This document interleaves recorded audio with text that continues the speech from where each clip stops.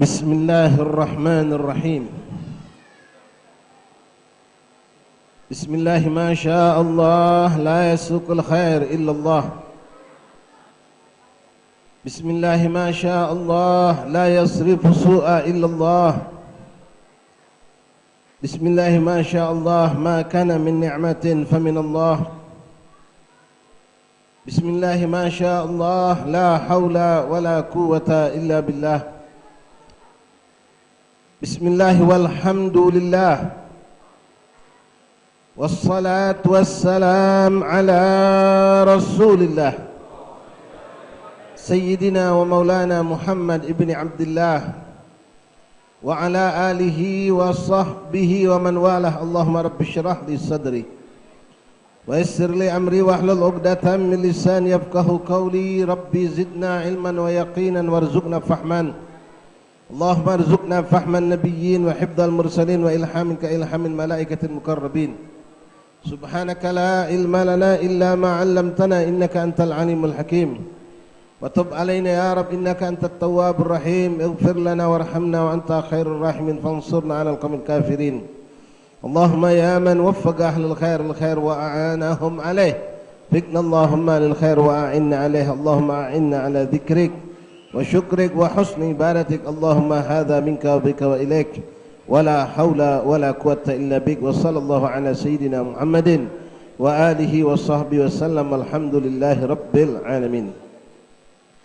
معاشر الحاضرين حاضرات رحمكم الله حفظكم الله وفقكم الله. السلام عليكم ورحمة الله وبركاته.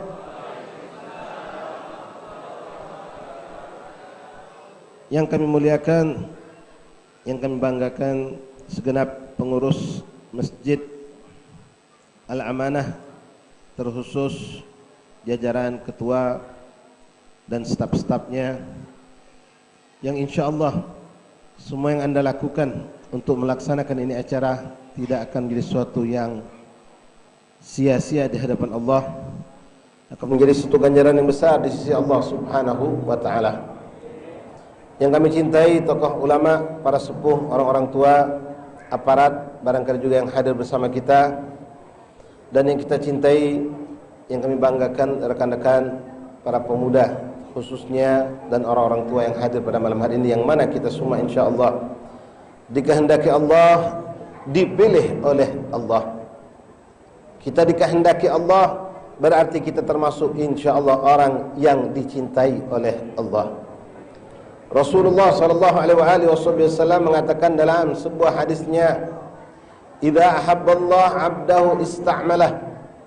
Kalau Allah mencintai seorang hamba, maka Allah akan menggunakan itu hamba. Sahabat bertanya kepada Rasulullah, "Apa maksud dari engkau ucapkan digunakan tersebut ya Rasulullah?"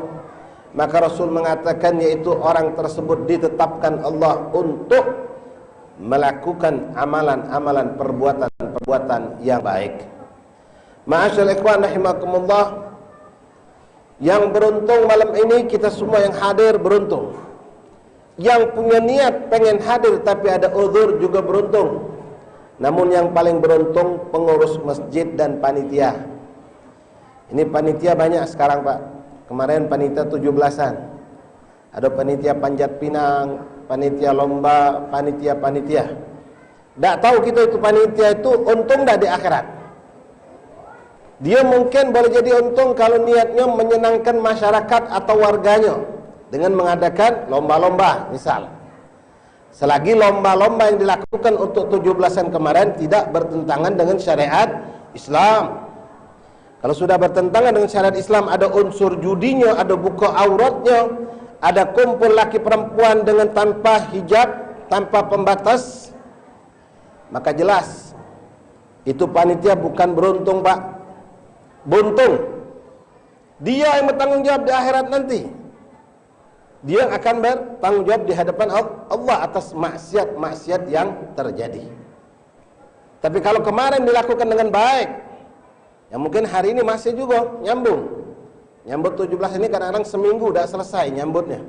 Tapi kalau Muharram ini malam ini besok selesai. Ya, itu bedanya. Boleh kita nyambut hari kemerdekaan, bagus, memang milik kita, milik umat Islam yang berjuang, umat Islam. Pejuang-pejuang itu mayoritas Muslim. Kita mensyukuri nikmat merdeka, lalu kita adakan bermacam-macam permainan rakyat, menghibur masyarakat, boleh. Nah, panitia yang seperti itu kalau memang niatnya bagus untuk merangkul masyarakat biar bersatu, menyenangkan hati budak-budak kecil, misal dengan permainan-permainan tadi, dan dilakukan tanpa melanggar syariat Allah, mudah-mudahan ada bagian percikan pahala. Tapi kalau sebaliknya, na'udzubillah min dzalik, di dalam acara tersebut mengandung unsur-unsur yang diharamkan Allah, apalagi model maaf organ tunggal, misal orkesan, jelas yang paling celaka itu panitianya, yang paling celaka panitianya, dan juga yang nyumbangnya. Nah, di sini alhamdulillah, kalau seandainya itu na'udzubillah min dzalik, acara-acara tadi dilakukan dengan kemaksiatan, yang bermaksiat, yang melakukan itu perbuatan dosa, panitianya dosa, yang nonton juga dosa, yang paling banyak dosanya panitia. Sebagaimana Rasul mengatakan, mafhum dari sebuah ungkapan Rasulullah, man dalla ala khair kafa'ilih, kata Rasulullah. Siapa ngajak uang dalam suatu kebaikan, maka dia bakal dapat kebaikan-kebaikan dari semua orang yang berbuat. Macam malam ini, berkat adanya disusun kepanitiaan, adanya ketua masjid yang merestui, sepuh-sepuh masyarakat merestui, lalu adanya ta'awun, bantuan bapak ibu, baik yang masak, baik yang nyumbang, terwujud ini acara. Yang hadir katakanlah malam ini 300 orang, 300 orang dengar solawat, 300 orang duduk itikaf, 300 orang dengan tilawatul Quran, 300 orang dengar ceramah. Kita semua pulang bawa pahala besar di sisi Allah. Katakanlah si uang dapat 1000, Pak, maka panitia dia dapat juga 1000 seandainya dia hadir. Dan kalaupun dia tidak hadir, dia dapat pun besar. Misal ada panitia kebetulan malam ini sakit, maka dia tetap dapat, dia hadir dapat 1000 plus 300 kali 1000, 300.000 tambah lagi buat dia. Kenapa? Sesuai dengan ucapan Rasulullah, man dalla ala khair kafa'ili. Siapa yang mengajak orang, membimbing orang, mengarahkan orang, membuka peluang orang berbuat kebaikan, maka dia akan dapat pahala sebanyak kebaikan yang dilakukan oleh orang-orang yang berbuat kebaikan karena dia sebagai penyebabnya. Shallu ala Nabi. Maka yang paling beruntung tuh kamu bapak panitia, adik-adik ya, yang mungkin udah berapa hari merencanakan. Tadi sempat ketar-ketir mikrofon kita nih mak manu, benengung-benenging, mati lampu hidup, mati lampu hidup. Alhamdulillah, itu cobaan. Itu cobaan. Ada hubungan dengan hijrah Rasulullah kejadian malam ini. Ada hubungan hijrah Rasulullah dengan kejadian malam ini. Jadi beruntunglah orang yang dipilih Allah untuk menjadi orang lain berbuat kebaikan. Dalam doa Rasul mengatakan juga dalam sebuah hadisnya, beruntung orang yang dijadikan Allah mafatih kulla khair, pintu kebaikan buat orang lain. Yang mana orang misal bertahun-tahun masjid kita tak pernah ngadakan maulid, tak pernah ngadakan mi'raj. Pas dipilih ketua yang baru, dia dengan keras, dengan tegas mengatakan, cukuplah tahun-tahun masjid ini gelap, tak ada acara. Kita hidupkan syiar Islam. Tahun aku nanggung risikonya, buka, adakan acara. Dia yang mukanya, Pak, memulai kembali kebaikan itu. Maka beruntung orang seperti ini.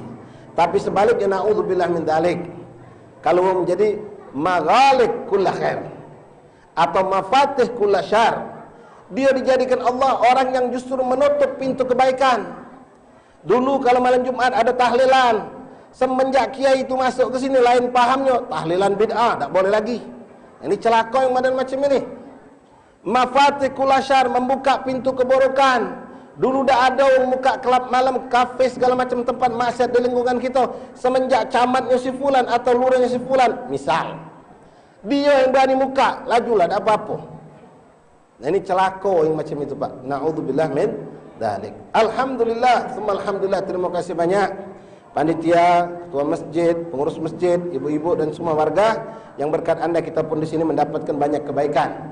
Datang hadir majelis ini bukan hanya warga dari 27 tapi dari macam-macam tempat untuk dengan tujuan yang baik, tujuan mengharapkan ridha Allah dengan mengenang mengangkat sejarah hijrah Rasulullah. Bu Bapak hadirin rahimakumullah, perlu sedikit kami sampaikan terlebih dahulu. Kenapalah hijrah Nabi ini diperingati di 1 Muharram atau di awal bulan Muharram. Begitu pergantian tahun Islam, tahun Hijriah, kita ngadakan peringatan hijrah Rasulullah. Padahal kalau kita buka sejarah Islam, hijrahnya Rasulullah itu tidak terjadi di bulan Muharram. Terjadinya hijrah Rasulullah itu, Bu Bapak, pada bulan Rabiul Awal. Jadi bulan Maulid hijrahnya Rasulullah itu. Nah, singkat cerita saja, kenapa dijadikan di bulan Hijriah itu bulan Muharram? Karena tahun Hijriah yang dijadikan patokan mulainya tahun Islam. Jadi dari tahun hijrahnya Rasulullah, nah dari tahun itulah, setelah kurang lebih Nabi 13 tahun di Madinah, di Mekah, lalu beliau hijrah. Nah, tahun pertama Nabi hijrah, ketika kejadian hijrahnya Rasulullah dan mereka para sahabat muhajirin, keluarga Rasulullah, sahabat ini hijrah, dipatokkan tahun itu sebagai tahun pertama tahun Islam. Bukan dari tanggal dan bulannya.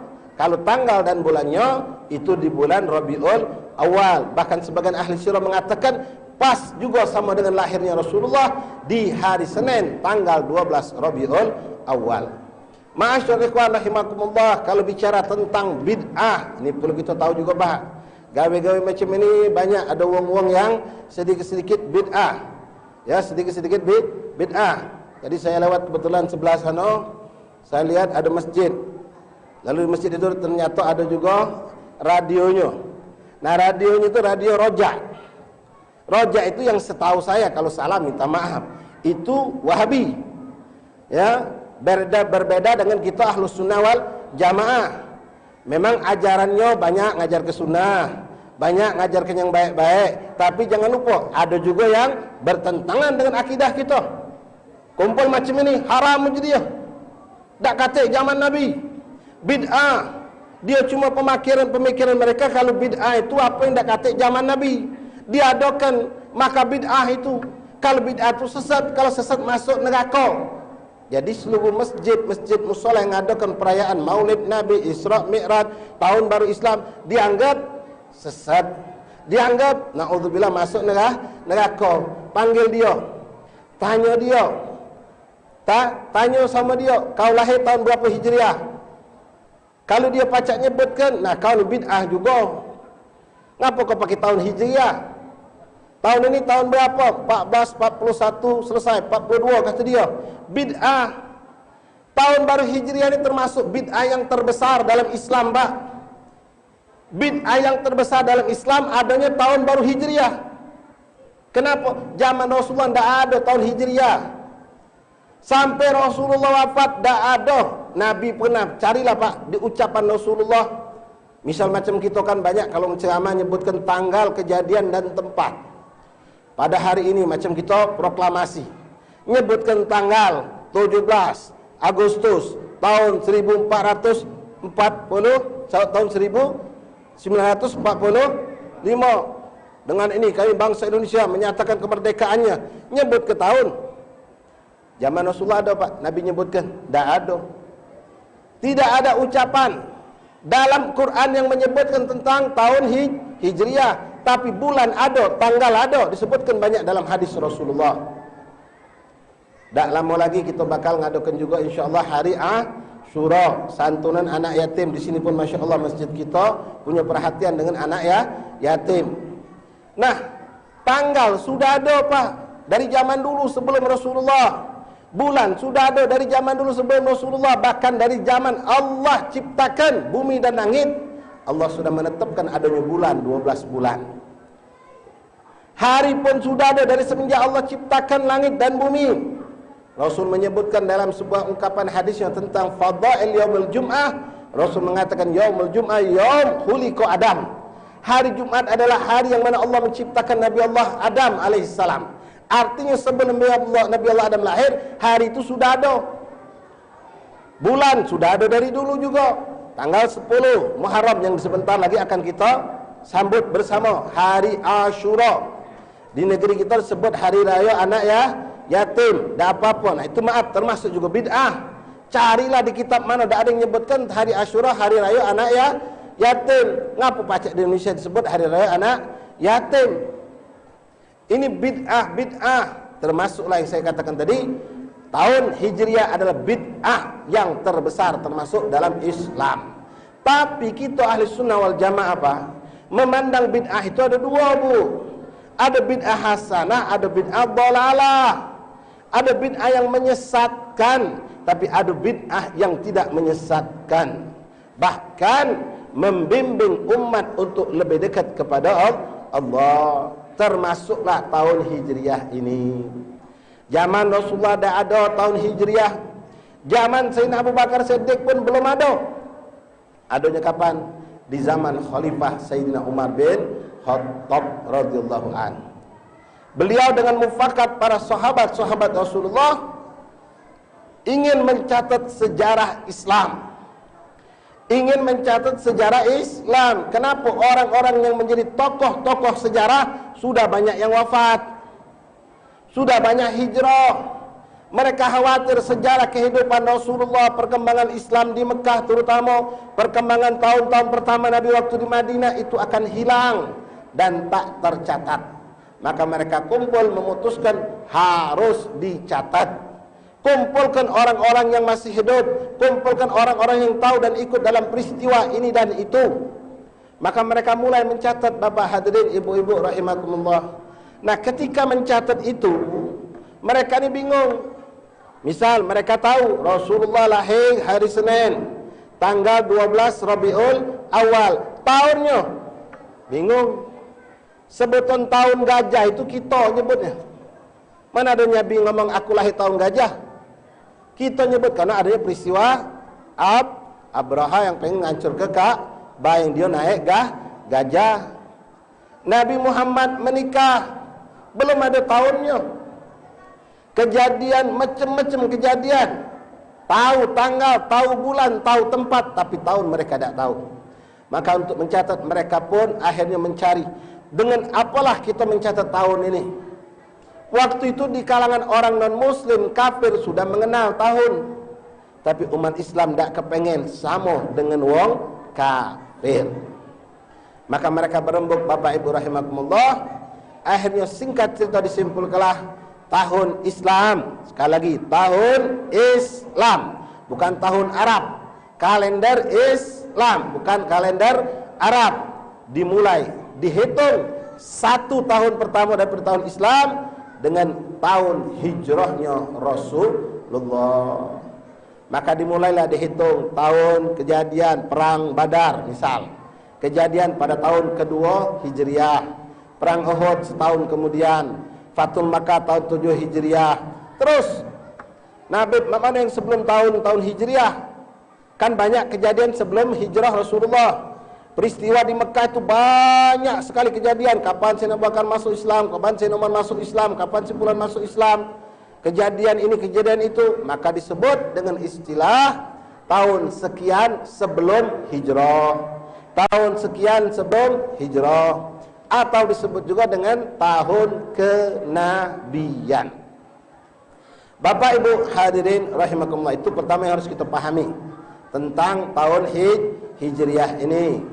Jadi kalau nak bicara bid'ah, lalu dikatakan bid'ah itu sesat, lalu sesat itu masuk neraka, maka sampai kepada yang ngomong bid'ah sedikit-sedikit bid'ah itu berarti dari zaman Khalifah Sayyidina Umar sampai detik ini dak katik penghuni surga.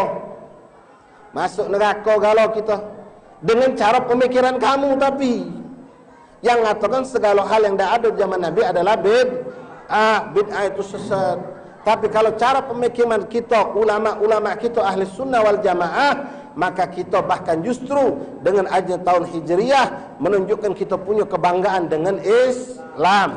Bahkan orang masuk surga bisa lebih banyak. Ma'asyiral ikhwan rahimakumullah.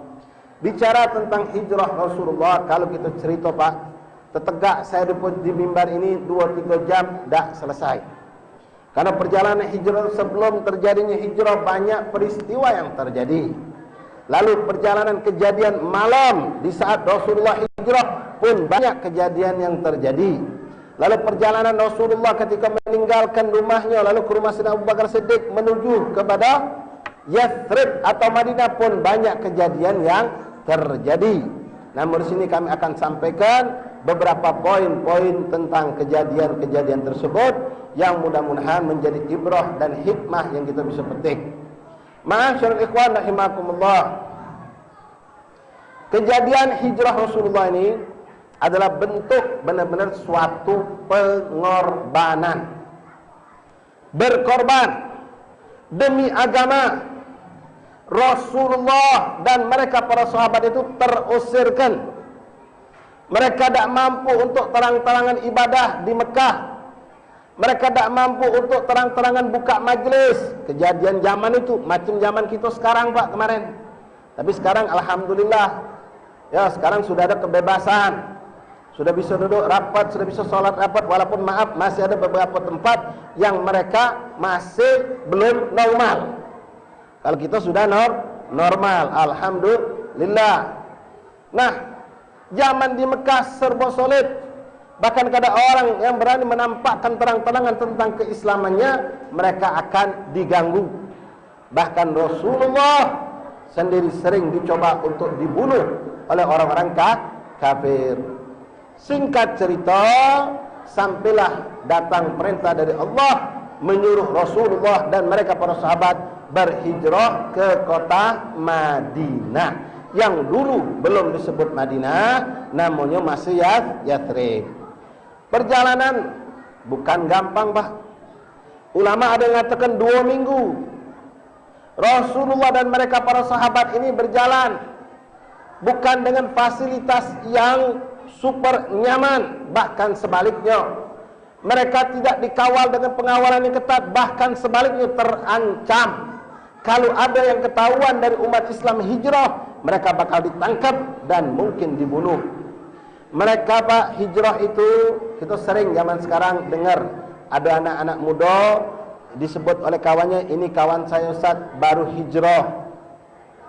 Apa maksudnya? Baru meninggalkan masa kelam, masa buruk, masa tak ngerti agama, masa mungkin naudzubillah dia banyak bergaul dengan keburukan, kemaksiatan dan dia tinggalkan itu semua. Ini namanya hijrah. Ada juga hijrah bukan karena pergaulan yang buruk, dan ini lebih berat.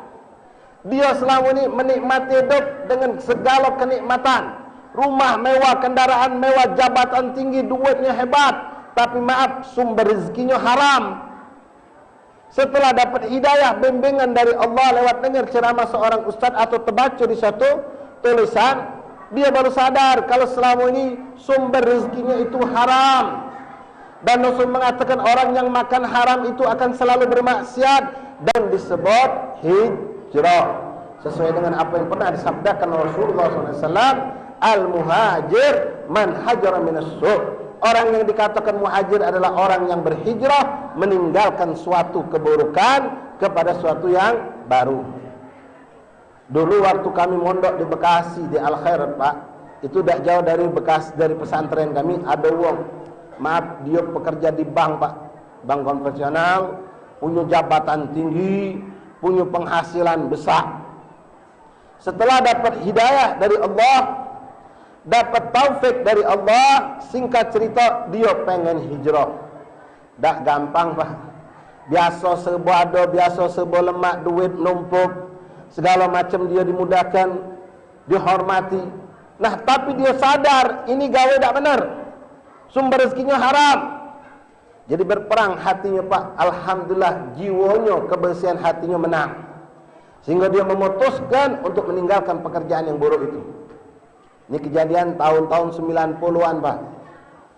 Ini wong pejabat di bank, punya penghasilan hebat, punya kedudukan Masya Allah, tapi dia tinggalkan. Dan kadang-kadang hijrah ini tidak gampang juga. Bukan cuma kita yang sudah siap, anak bini tidak siap. Subhanallah, anak bini pun siap dengan izin Allah. Dia tinggalkan itu Pak. Jualan apa dia Pak? Jualan minyak tanah keliling kampung. Zaman dulu pakai kaleng. Itu dia gawekan. Yang penting halal, dia ngomong. Hatiku tenang. Biarpun aku nyampak dari kedudukan tinggi jatuh ke bawah, tapi aku sesungguhnya terangkat di sisi Allah. Ini namanya hijrah. Ini namanya hijrah. Nah, makna hijrah memang seperti yang dilakukan Rasulullah, berpindah dari satu tempat ke tempat yang lain. Bapak hadirin rahimakumullah, mereka Rasulullah dan para sahabat itu tidak ada gampang hijrah. Ninggalkan rumah, ninggalkan toko, ninggalkan kebun, ninggalkan ternak. Tak ada yang mereka bisa bawa kecuali yang sedikit. Kenapa? Mereka hijrah ini secara diam-diam. Kalau orang nak diam-diam itu tak mungkin bawa barang banyak, Pak. Sehingga yang mereka bawa itu hanya bekal yang mungkin tak cukup sampai ke Madinah, seperti yang dialami oleh Rasulullah sendiri. Mereka tak bisa bawa ternak, mereka tak bisa bawa harta banyak. Dan sudah terbayang ke Pak, hidup bakal ngandon di wong lain. Tak ada rumah, tak ada toko, tak ada kekayaan. Tapi modal sikap yang membuat mereka berani untuk hijrah adalah kecintaan kepada Allah dan Rasulnya. Dengan itulah yang membuat motivasi mereka memilih untuk meninggalkan segala kenikmatan-kenikmatan yang mereka miliki di Mekah untuk hijrah bersama Rasulullah. Walaupun mereka tahu mereka bakal hidup susah, mereka menjadi orang fakir. Bahkan Allah pun menyebutkan dalam Al-Quran, fuqara minal muhajirin, fakir, orang-orang fakir dari kalangan orang-orang muhajir itu. Nah, siapa yang sanggup Pak macam ini? Bukan gampang. Tanya orang-orang yang pernah dimutasi kerja, sudah lemak di Palembang 15 tahun, sudah nyaman dengan pekerjaan, dengan lingkungan, dimutasi dipindahkan ke tempat yang jauh, walaupun dengan jabatan yang lebih tinggi, fasilitas yang lebih tinggi. Kadang-kadang kita merasa ciut hati, sudahlah, biarlah di Palembang tidak naik pangkat apa-apa aku, yang penting jangan aku pindah. Kenapa? Bukan lemah pindah itu Pak. Ini pindah Rasulullah bukan seperti yang mutasi pegawai tadi. Pindahnya mereka itu dalam keadaan perginya terancam. Kalau ketahuan dibunuh. Perjalanan siang malam, malam kedinginan, siang kepanasan. Bukan sehari dua Pak, 2 minggu perjalanan itu. Dan ini pun dialami oleh beliau Rasulullah sallallahu alaihi wasallam. Kalau sampai ketahuan mereka bakal dibunuh, tapi itu yang mereka pilih. Nak mati, mati. Yang penting aku tujuan hijrah menghadap ridha Allah dan Rasul. Ma'asyar ikhwan rahimakumullah, di antara yang dialami Rasulullah, saya petik satu cerita ketika hijrah ini. Rasulullah sempat kehabisan bekal Pak. Beliau bersama Sayyidina Abu Bakar As-Siddiq belum nyampe kota Madinah, mungkin sisa 2 hari perjalanan menuju kota Madinah. Rasul kehabisan bekal. Tak ada makanan, tak ada minuman. Badan lemas secara basyariahnya dirasakan oleh Nabi dan Sayyidina Abu Bakar Siddiq. Sebenarnya Pak, kalau Rasulullah mau, Rasul mampu minta langsung sama Allah. Allah pun langsung mampu untuk memberikan itu kepada Rasul. Bahkan kami dengar dari guru kami semalam, Al-Habib Amin Nagim Syekh Bakar Salim, dari kata ulama, Allah pun sebenarnya mampu untuk menjadikan Islam itu berkembang, tak perlu pakai hijrah. Di Mekah itulah juga mampu. Tapi Allah menghendaki ini terjadi semuanya. Allah menghendaki. Kalau kita lihat kemarin peristiwa yang peringatannya tak jadi, tapi alhamdulillah insyaallah niat kita nyampe Isra Mi'raj. Bagaimana perjalanan itu lebih jauh daripada perjalanan Mekah ke Madinah, Mekah Palestina, jauh berpuluh kali lipat jauhnya itu. Tapi bagaimana Rasulullah waktu melakukan Isra Mi'raj? Beliau tunjuk fasilitas super hebat. Mengendarai kendaraan buruk, dikawal malaikat Jibril. Perjalanan begitu cepat. Sampai di sana disambut dengan segala kemuliaan oleh para nabi-nabi dan rasul. Tapi ketika Rasulullah hijrah tidak mengalami seperti itu. Apakah Allah tidak mampu? Mampu, ikhwani. Allah mampu memindahkan Rasulullah, bahkan semua mereka penduduk Mekah yang muslim pindah langsung ke Madinah. Bisa, gampang buat Allah. Tapi Allah pengen mendidik Nabi Muhammad yang merupakan pendidikan untuk umat Rasulullah. Kita kadang-kadang segala urusan dimudahkan Pak, tapi jangan kita lalai. Boleh jadi suatu saat kita akan diberikan Allah cobaan. Ngada ke acara buat maulid, nagih orang kampung, Masya Allah dapat banyak. Bahkan ada wong yang kebetulan ngejuk super banyak sampai nyosok dana kita, Pak.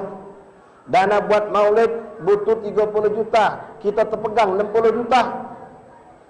Pas Isra Mi'raj pengen ngado lagi, terpakailah 30 juta dengan apa? Kata nyumbang.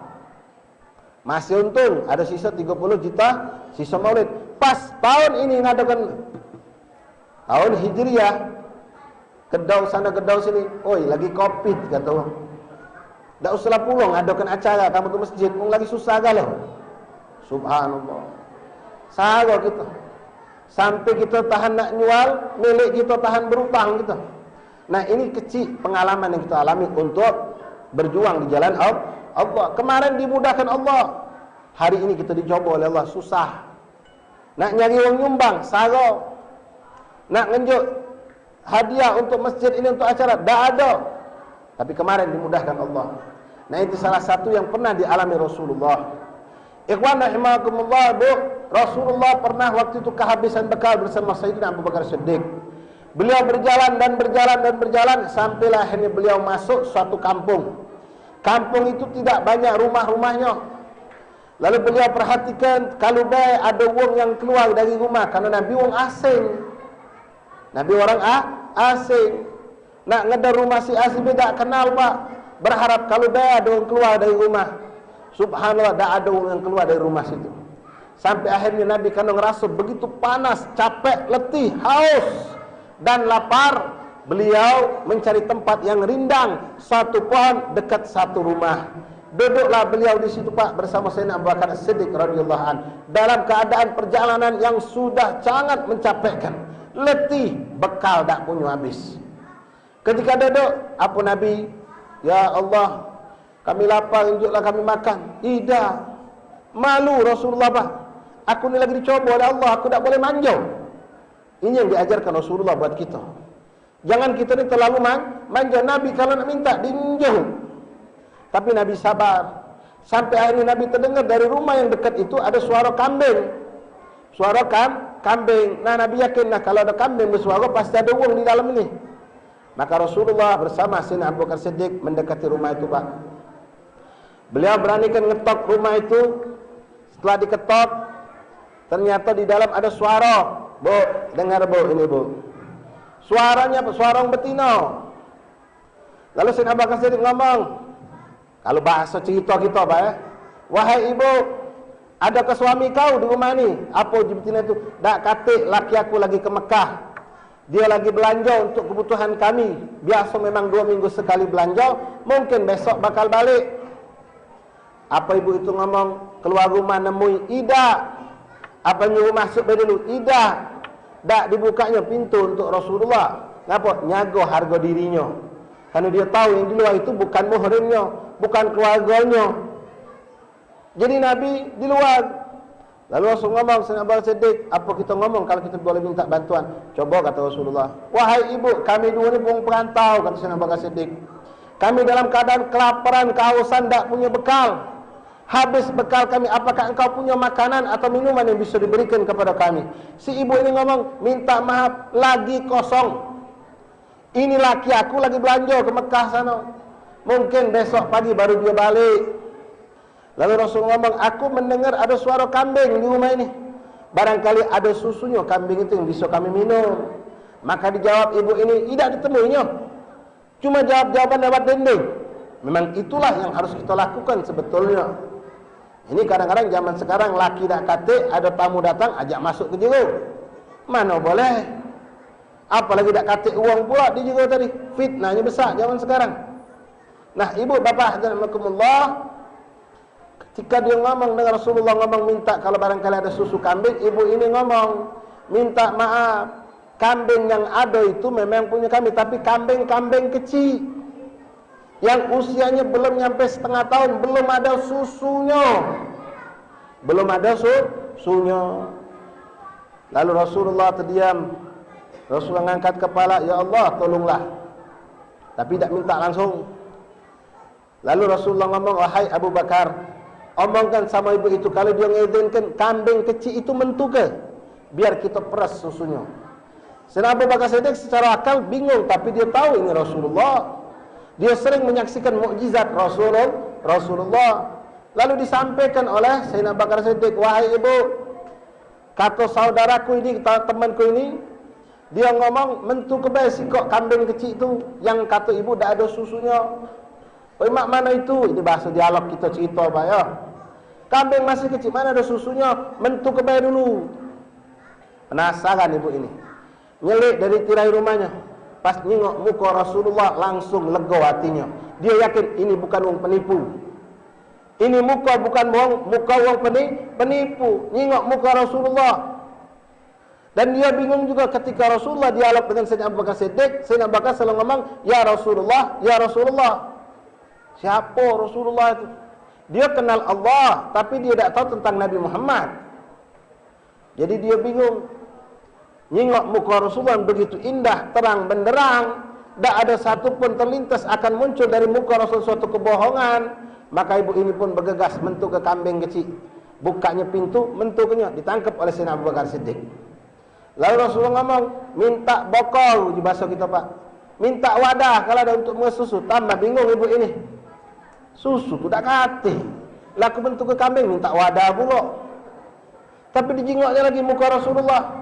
Ini orang tak bakal pembohong. Ngapa? Lain uji kita Pak. Kita kadang percaya sama menyingok lain itu sudah beda. Oh ya, yang semayangan ini nih. Maaf kalau kamu tak semayang, gai busem, wuduk tak pernah. Kamu ngomonglah jujur, orang tak percaya. Tapi kalau gai kita terang, menerang, memang karena wuduk, bercahaya karena ibadah, karena sering baca Quran, maka orang tu senyum kita dah langsung percaya. Belum kita ngomong. Akhirnya ibu ini mentuk ke wadah. Pas mentuk ke dia intiknya apalah gawe wong dua ini. Yang dia belum tahu itu Rasulullah, belum tahu itu Sayyidina Abu Bakar Siddiq. Dia pegang tu kambing oleh Sayyidina Abu Bakar Siddiq, lalu Rasulullah memegang bagian susu bawah sembari mengucapkan Bismillah. Bismillahirrahmanirrahim. Dipegang oleh Nabi. Ibu ini ngentil. Mentu susu Pak. Mentu bagaikan yang keluar dari kambing yang besar. Padahal kambing itu kecil, susu belum ada. Mentu sampai penuh wajan itu. Melotot, ibu ini bingung. Sampai dikatakan oleh sirah, dia ngomong, wallah ada rajulun mubarak. Demi Allah ini laki-laki penuh berkah katanya. Cuma dia tidak tahu kalau itu Rasulullah. Wong Mekah kenal Allah Pak. Wong Mekah bahkan bersumpah mengatakan Rabbil Ka'bah, dengan nama Allah pemilik Ka'bah. Tahu mereka. Tapi mereka sebagian mengingkari Rasulullah sebagai Nabi Allah. Singkat cerita, ibu ini bingung. Udah selesai, lah susu diperas, kambing ini sudah. Maka Rasul ngomong kepada Sayyidina Abu Bakar Siddiq, wahai Abu Bakar, minta izin sama itu ibu untuk kita minum susu ini. Lalu Rasulullah SAW, Sayyidina Abu Bakar Siddiq berucap kepada sang ibu, dan ibu mengatakan, minumlah kamu, itu susu bukan punya aku, punya kamu katanya. Maka Rasulullah minum Pak. Sayyidina Abu Bakar Siddiq pun minum. Saking banyaknya susu tadi, Rasulullah kenyang, Abu Bakar Siddiq radhiyallahu anhu kenyang. Tersisa Rasul balikkan, nah ini untuk kau sama laki kau kalau balik besok. Bingung ibu ini. Ajaib ini, cuma dah acak ngomong dia. Lalu Rasul pun melakukan perjalanan, pergilah Rasulullah. Besok suaminya datang. Ini namanya ibu ini Ummu Ma'bad. Namanya Ummu Ma'bad. Besok lakinya datang, ketemu, tegopo-gopo ibu ini ngomong, ada kejadian aneh kemarin, ada kejadian aneh. Apa dia? Katanya, aku ni bawa balik aja lakinya. Ceritakannya lah tentang apa yang dia dapatkan, tentang dua orang laki-laki asing tadi. Lalu laki-laki ini suaminya ngomong, kau tahu tak namanya siapa mereka itu? Aku tak tahu nian. Cuma aku dengar sikap manggil kepada kawannya Rasulullah. Ya Rasulullah, ya Rasulullah. Sikapnya Abu Bakar dipanggil oleh kawannya. Terlemas Pak lakinya. Huwa Rasulullah, kata lakinya. Huwa Nabiullah. Itulah Rasulullah, utusan Allah, Nabi akhir yang diutus Allah, yang dikejar-kejar oleh orang Mekah. Aku baru balik di Mekah, ku jingok terpampang di pintu Ka'bah, saya embara, siapa mampu nangkep Nabi Muhammad, Rasulullah dan Sayyidina Abu Bakar Siddiq bakal diganti dengan 100 onta. Itu Rasulullah katanya. Cepat kita susul, kita kejar, kita beriman kepadanya. Dua laki bini langsung ngejar Rasulullah. Singkat cerita ketemu masih dalam perjalanan, dan mereka masuk Islam. dan pengen hijrah bersama Nabi. Tapi Nabi ngomong, jangan dulu, kata Rasulullah. Aku belum tahu mana keadaan di sana.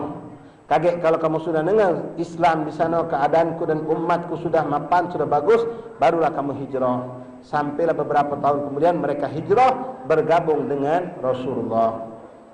Bapak Ibu hadirin rahimakumullah, itu sedikit cerita tentang hijrah Rasulullah.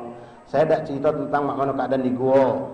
Saya tidak cerita bagaimana waktu rumah Nabi dikepung. Panjang bah kalau cerita dah. Ya, insyaallah dalam kesempatan lain mudah-mudahan ada musola masjid lain yang ada juga kita bisa dapat cerita dari ustaz yang lain. Nah, ada satu poin penting pengen kami sampaikan. Ini sering kami sampaikan sudah di majelis-majelis. Perkara yang sangat penting dalam kehidupan kita terjadi dan disampaikan Rasulullah dalam peristiwa hijrah. Tadi saya sudah gambarkan, hijrah itu tidak gampang. Perjalanan berminggu-minggu dalam keadaan ketakutan. Ninggalkan segala harta menuju ke negeri orang lain untuk jadi orang fakir, miskin, numpang hidup. Tapi karena modal cinta kepada Allah dan Rasul, ini semua mereka lupakan. Mereka berani untuk hijrah bersama Rasulullah. Dalam hijrah ini muncul sebuah hadis Rasulullah, yang mana hadis ini sangat populer dan sangat dikenal oleh orang-orang awam, bukan cuma di kalangan santri atau thalabul ilm. Hadis yang menjelaskan tentang perkara niat. Tentang perkara niat. Rasul mengatakan dalam hadis tentang kejadian hijrah ini, berkata beliau Rasulullah, innamal a'malu bin niat wa innamal likulli imri'in ma nawa. Faman kanat hijratuhu ila Allah rasulih fa hijratuhu ila Allah wa rasulih. Faman kanat hijratuhu lid dunya yusibuha aw imra'atin yankihuha fa hijratuhu ila ma hajara ilaih. Ikhwan rahimakumullah, niat ini penting, Pak. Berapa banyak kata Rasulullah, Bu, uang-uang yang secara casingnya, secara surah gambarnya melakukan amal akhirat, pergi ke masjid, pergi pengajian, sedekah, infak, tahajud, ngaji, haji, bahkan jihad, bangun masjid, bangun musola, itu benar-benar amal akhirat. Tapi sayang, salah niat. Ketika niatnya bukan untuk Allah dan Rasul, niatnya minta dipuji oleh wong, biar dihormati di lingkungan masyarakat, biar dikatakan dia uang yang gajin kelanggang, biar dikatakan dia uang masjidan, biar dikatakan ini ibu uang yang khair karam, pemberi pemurah, atau biar dia dikatakan seorang yang mujahid di jalan Allah fisabilillah, maka ini semua akan menghancurkan amal kita, Pak. Beramal kita akhirat tapi tidak ada nilai di sisi Allah. Namun sebaliknya kata Rasulullah, innamal a'malu binniyat wa innamal likulli imri'in ma nawa. Segala sesuatu tergantung niat dan seorang akan mendapatkan ganjaran sesuai niatnya masing-masing. Berapa banyak uang yang gambarannya, Pak, hidupnya, perbuatannya dunia. Begawe begebek nyari duit, duduk dia punya jabatan, dunia kelihatannya, tapi dia punya niat akhirat. Niatnya soleha. Misal baik, Pak, walaupun jarang terjadi. Kalau kejadian banyak sebaliknya. Ada orang nyalon ke DI nak jadi pejabat. Dia punya lintasan niat. Ngapo? Aku ni yang memotivasi aku pengen jadi pejabat di kampung ini. Aku tak kuat tengok maksiat ni sebanyak ini. Kalau aku jadi pejabat kayak aku tutup dalam tempat maksiat itu.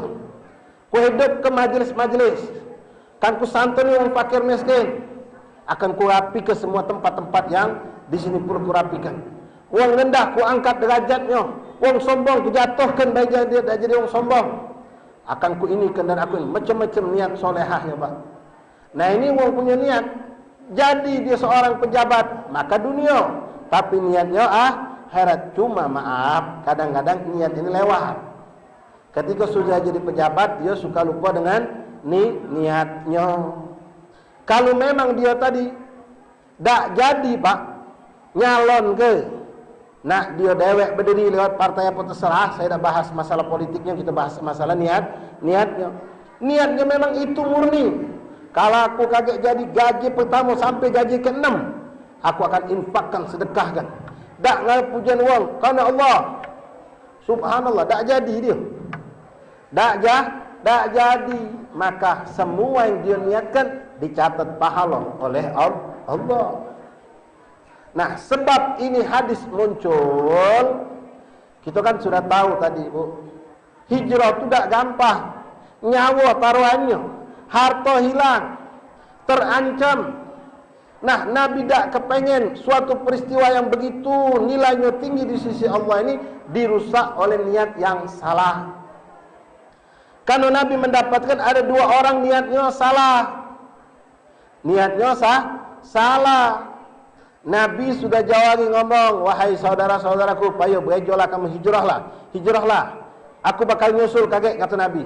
Nah, kita jengok juga Rasulullah, Pak. Contoh seorang pemimpin itu model Rasulullah. Kalau lokak nyari selamat, lokak lemak, Nabi tak pernah duluan. Nabi terakhir hijrah. Biar selamat dulu umatnya pergi ke Madinah. Nabi tetap di Mekah. Sudah hijrah kalau baru Rasulullah berhijrah. Tapi kalau sekarang kita dapatkan yang model macam itu jarang. Biasanya kalau ada lokak lemak, untukku, untuk keluargaku dulu. Nah, Rasulullah hijrah terakhir. Keluarga Rasulullah hijrah terakhir. Beliau lebih mengutamakan umatnya untuk selamat. Saat itu Nabi sudah nyuruh, ayo hijrah, kata Rasulullah, hijrahlah. Maka berbondong-bondong, Pak, secara diam-diam, dan kebanyakan mereka malam hari keluarnya. Hijrah, ada yang 5, ada yang 3, ada yang sekeluarga, ada yang 2 keluarga, secara ngendap-ngendap, diam-diam, tak pacak bawa harta banyak. Karena apa? Kalau banyak tidak bisa jalan cepat, ketahuan. Mereka lari dengan membawa iman dan tauhid. Mereka cinta Allah dan Rasul, hijrah karena Allah dan Rasul. Nah, ada 2 orang sahabat Nabi sudah sebetulnya pengen hijrah, tapi nyangkut tak jadi-jadi. Sikok gara-gara dunia. Dunia model apa, Beb? Dia ini dulu di Mekah seorang saudagar, punya toko banyak, punya kebun, punya ternak. Nabi nyuruh hijrah, kepengen dia hijrah karena dia pencinta kepada Allah dan Rasul. Cuma pikiran dunianya masih. Dia mikir, kalau aku hijrah sampai sana, nak jadi apa aku toko, tak punya rumah, tak kate. Sedangkan di sini hartaku banyak, aku buang ke macam ini baik. Mikir, maju mundur dia. Sampai akhirnya dia disurati oleh saudaranya yang ada di Madinah, yang juga saudagar. Nunggu dia dah hijrah. Akhirnya disurati, Pak. Wahai fulan, aku dengar kau ni belum hijrah gara-gara takut tak ada tempat usaha di Madinah, tak ada tempat sumber rezeki di Madinah. Kau hijrahlah, laku siapkan toko dengan segala isinya, itu kehadiahkan kepada kau. Kau bakal sukses, kau bakal jadi saudagar di sini. Ketika menerima surat ini, Pak, langsung berdetak. Nah, aman kalau macam itu. Aku baca dapat harta lagi, aku baca jadi saudagar lagi. Langsung hari itu dia ngomong, aku hijrah hari ini. Aku akan hijrah. Sikok lagi yang salah niat sama parahnya. Yang mana 2 ini memang merusak manusia kebanyakan. Seorang sahabat Nabi kepincut sama betina. Jadi dia ini demen sama seorang perempuan solehah, bagus, dari keluarga yang baik. Memang kalau kita nak ngawini perempuan, cari yang solehah, dari keluarga yang baik. Jangan mandang dari kekayaannya, kedudukan orang tuanya, tapi Rasul menyuruh jingok agamanya. Ini sahabat sudah pengen hijrah. Tetangga sebelah kanan sudah hijrah, sebelah kiri sudah hijrah, keluarganya sudah banyak hijrah. Dia pengen hijrah, Pak. Sudah tekad bulat, pas pengen hijrah, noleh ke belakang. Betina tadi belum hijrah. Terpikir dia, kalau aku hijrah, lalu betina ini tak hijrah, mbak uang betina ini tak jadi bini aku. Akhirnya dia tunda, tak ada hijrah dia. Pantaunya terus betina ini. Pokoknya kapan dia hijrah, aku hijrah jadi. Akhirnya sampailah, subhanallah, ini sahabat kecolongan, Pak. Betina ini hijrah malam-malam dalu sama keluarganya, dia tak ketahuan. Besok siang baru ada ngabari, fulan, kau ni masih duduk manis di sini. Uji kau kalau si fulana dan keluarganya hijrah, kau nak hijrah. Iya memang kenapa? Aku nak hijrah kalau dia hijrah. Dia lah laju semalam. Terkejut pak. Yang benar bel di bahasa kita. Benar kau nak cari, jingoklah. Bergegas dia langsung nyingok rumah perempuan tadi, lah kosong. Lalu apa yang terjadi? Langsung juga cak tadi, kalau macam itu, hari ini aku harus hijrah katanya. Aku harus hijrah. Nah sekarang pertanyaannya, wong duwe kau ni hijrahnya karena Allah dan Rasul apa bukan? Bukan. Tapi nyawa taruhan juga tak? Nyawa taruhan juga. Susah tak perjalanan? Susah juga. Hilang harta sama dengan yang lain. Pengorbanan luar biasa. Tapi niatnya salah. Bukan karena Allah dan Rasul. Niatnya karena si kok gara-gara pengen jadi kaya, si kok pengen dapat betina. Maka pagi itu Nabi langsung ngumpul ke sahabat. Termasuk dua hamba ini ada juga di situ. Nabi kumpulkan di suatu tempat yang tersembunyi. Sisa sahabat Nabi dengan rahmah kasih sayang negor mereka. Rasul mengatakan pada sahabat, wahai sahabatku, kata Rasulullah, dengar, innamal a'malu binniyat. Sesungguhnya segala sesuatu tergantung niat. Faman kanat hijratu ilallah wa rasulih fa hijratu ilallah wa rasulih. Siapa yang hijrahnya memang karena Allah dan Rasul, karena mengharap ridha Allah dan Rasul, maka dia bakal dapatkan itu, kata Rasulullah. Faman kanat hijratuhu lid-dunya yusibuha aw imra'atin yankihuha. Tapi kalau dia hijrah karena dia pengen dapat dunia yang dia idam-idamkan, atau perempuan yang ingin dia kawini, fa hijratu ila ma hajara ilaih. Maka wong itu hijrah yang dia dapatkan sesuai dengan niatnya, kata Rasulullah. Boleh jadi dia jadi saudagar, boleh jadi dia kawin dengan tu perempuan, tapi dari sisi Allah dia tak dapat apa-apa. Ini kaidah bukan zaman Rasulullah baik. Sampailah zaman sekarang. Berapa banyak kita saksikan. Saya bukan mencela pak, cuma ini kenyataan yang ada. Model belusukan itu. Tak pernah ke masjid, atau ketika ada hajat, ada tujuan ke masjid. Dia ke masjid duduk lah sampai terkantuk-kantuk. Kita biasa begitu sejam 2 jam. Hamba Allah ni mana pun ada duduk begitu. Karena ada tujuan minta simpati masyarakat, dia duduk melok begitu, terkantuk-kantuk. Tak pernah sedekah infak, ini nyumbang masjid. Itu semua gambarnya akhirat, tapi niatnya dunia. Maka tak ada nilai di sisi Allah. Tak ada nilai di sisi Allah. Wong pergi haji, pergi umrah pun sama. Ada orang balik haji pak. Wong balik haji. Sebelum haji tak pernah semayang ke masjid subuh. Tak pernah semayang ke masjid, apalagi solat subuh.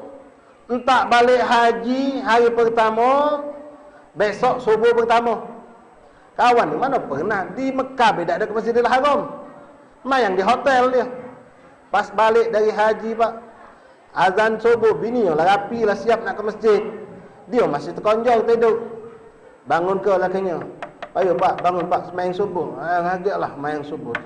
Bangun pak, mayang kita jangan di rumah di masjid. Aisyah mau baik. Uji bini, oi kita ni lah haji. Apa jiwang kalau semayang masih di rumah. Pas dengar itu dia terbangun dia. Oh ya benar juga uji kau ni. Apa kata wong kalau kita lah pergi haji semayang tidak ke masjid. Bercepat loncat dia, tak pakai mandi lagi, cuci muka, ambil wuduk, maki gamis panjang, awak sejadah, cawan balik haji lah. Masjid dia, mayang dia. Sekarang semayangnya dia, ke masjidnya dia, karena Allah apa bukan? Bukan. Karena takut dicela masyarakat. Takut dikatakan haji tak mabrur. Ngapa? Tengoklah dulu tak semayang subuh, sekarang masih tak semayang subuh. Tak mabrur ujung. Takut dikecam macam itu. Tak ke masjid. Hanya ke masjid. Tak semayang subuh, tapi niatnya bukan karena Allah dan Rasul. Niat ini tipis pak. Kalau kita duduk belajar tasawuf bakal tahu kita di mana situ ada talbis syaitan, tipu daya syaitan. Ada orang, Masya Allah, Imam Ibn Athaillah Sakandari dalam kitab Hikam, beliau mengatakan, boleh jadi ada orang yang ketika dinjuk hadiah nolak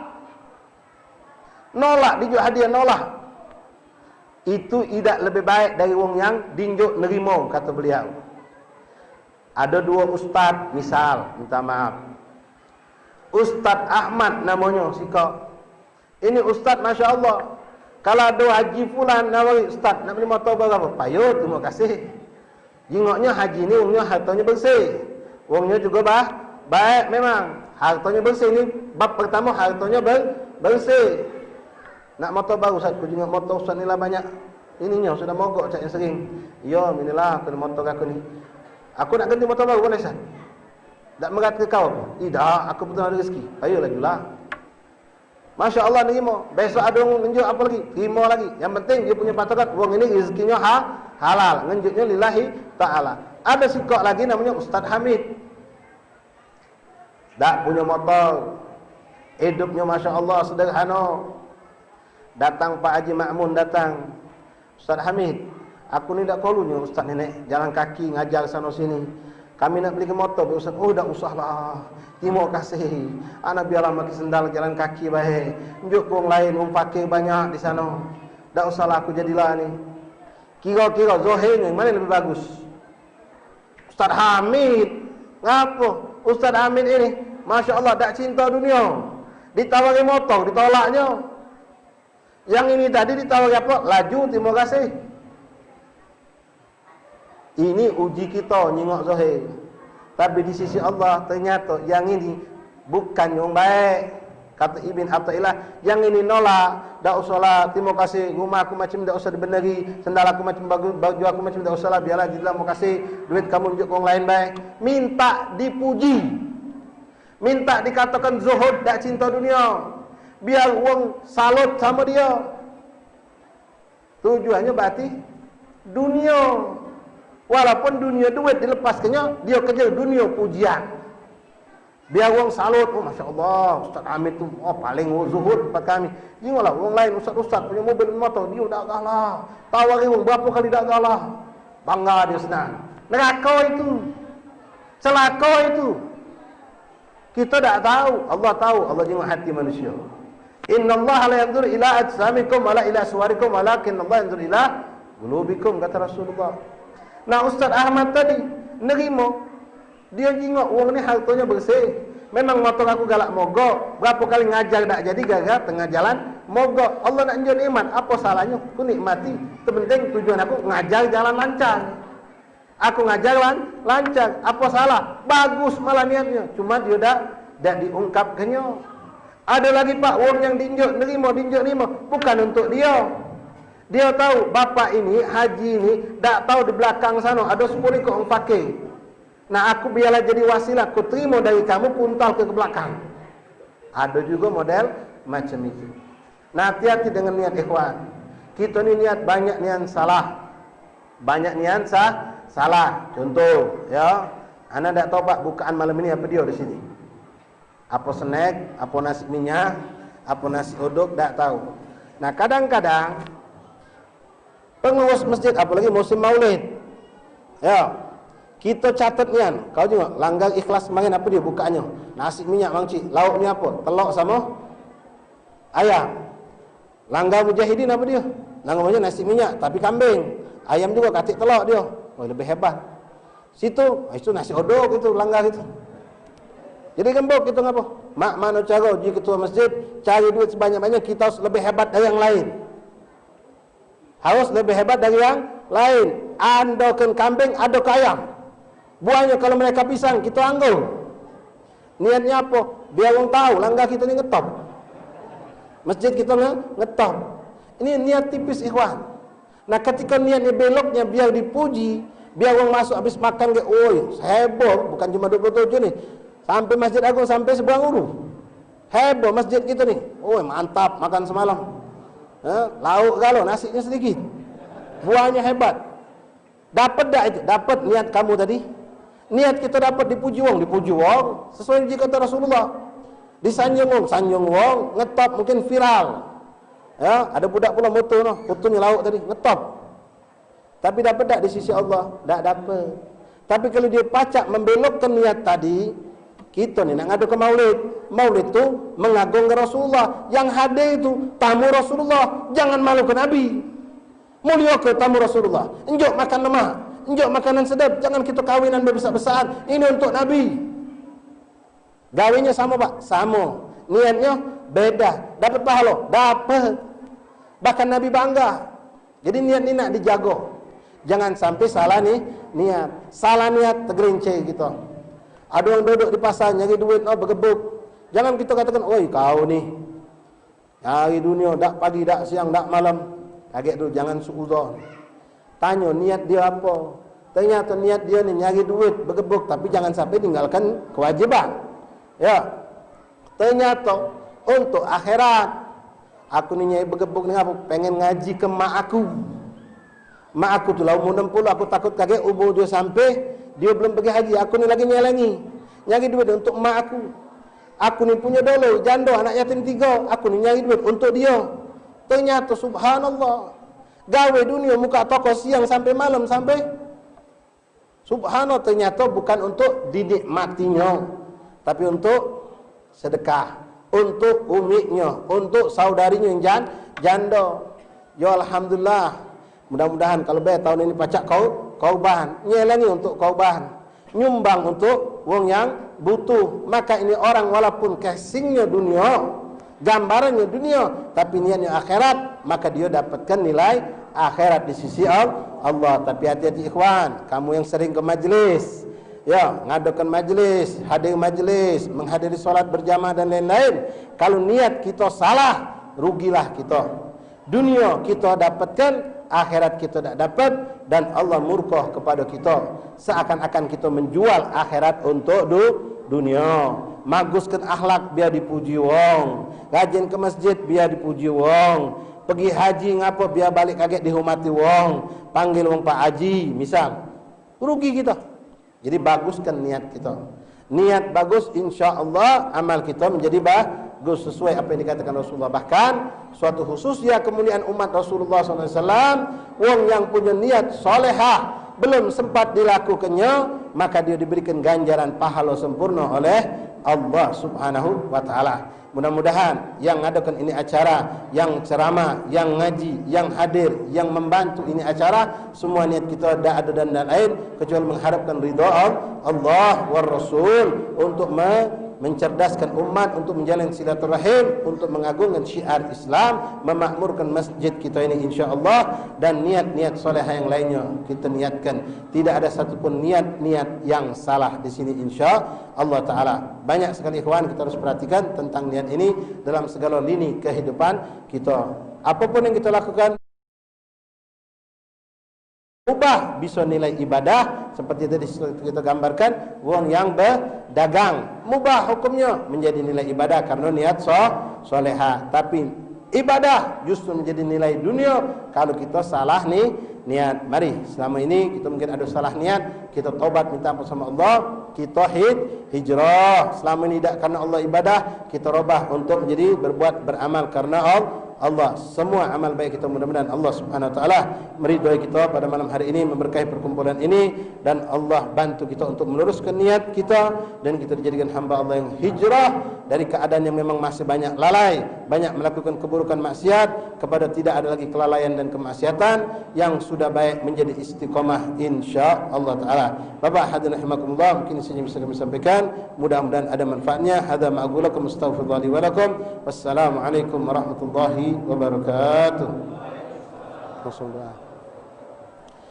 Bismillahirrahmanirrahim. Alhamdulillahirabbil alamin. Allahumma shalli wa sallim wa barik wa karim ala sayyidina Muhammad wa ala ali sayyidina Muhammad salatan taghfiru biha ad-dunub wa tuslihu biha al-qulub wa tantariku biha al-usub wa talinu biha as-su'ub wa ala alihi wa sahbihi wa man ilaihi mansub. Allahumma ij'al jam'ana hadha jam'an marhuma wa tafarraquna min ba'dihi tafarruqan ma'suma wa la taj'al fina wa la ahli minna an babika matruda aw mahruma. Allahumma inna nas'aluka min khairi ma sa'alaka minhu 'abduka wa nabiyyuka Muhammadun sallallahu alaihi wasallam wa ibadika as-salihun, wa na'udzubika mimma ista'adzaka minhu 'abduka nabiyyuka Muhammadun sallallahu alaihi wasallam wa ibadika as-salihun, wa antal musta'an wa 'alaika al-balagh wa la hawla wa la quwwata illa billahil 'aliyyil 'azim. Allahumma rabbana dhallamna anfusana wa in lam taghfir lana wa tarhamna lanakunanna minal khasirin. Rabbana ighfir lana wa li ikhwanina alladhina sabaquna bil iman wa la taj'al fi qulubina ghillan lil ladzina amanu rabbana innaka ra'ufur rahim. Rabbana atina fid dunya hasanah wa fil akhirati hasanah wa qina adzabannar. Sallallahu alaihi wasallam Muhammadin nabiyil ummi wa alihi washabihi wasallam. Alhamdulillahirabbil alamin. Taqabbalallahu minkum. Taqabbal warahmatullahi wabarakatuh.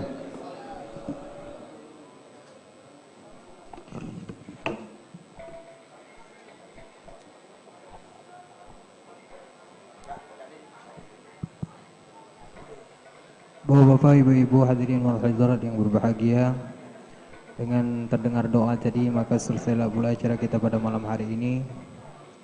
Mudah-mudahan apa yang disampaikan oleh Fadilatul Ustaz Al-Habib Syukri bin Ali Syahab dapat kita amalkan dalam kehidupan sehari-hari.